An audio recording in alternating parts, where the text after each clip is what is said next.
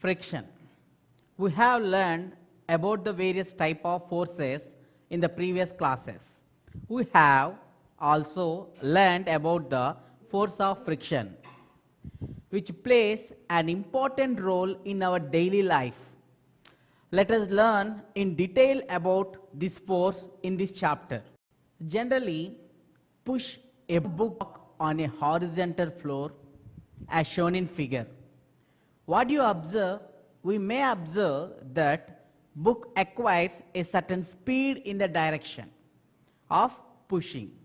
However, the speed of book gradually decreases and after some time it stops. Why does the book stop after covering some distance?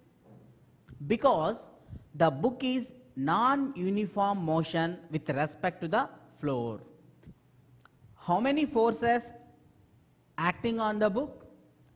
Here, two forces acting on the book in vertical direction, or the gravitational force acting in downwards. See in the figure. And second force is normal reaction or reaction force applied by the force.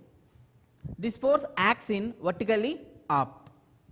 As there is no change in motion of the book along vertical direction, the net force acting on the book in vertical direction is equal to 0.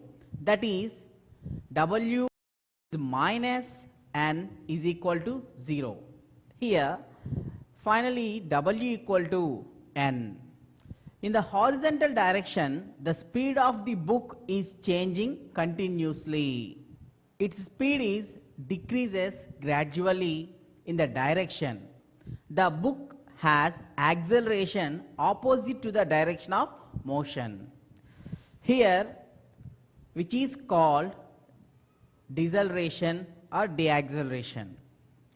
By close observation of this activity, we can understand that the floor applies a force on the book against its motion. Similarly, the book also applied force. Hence, the net force acting in the direction of the force applied by the floor on the book. The force applied by the floor on the book is called frictional force.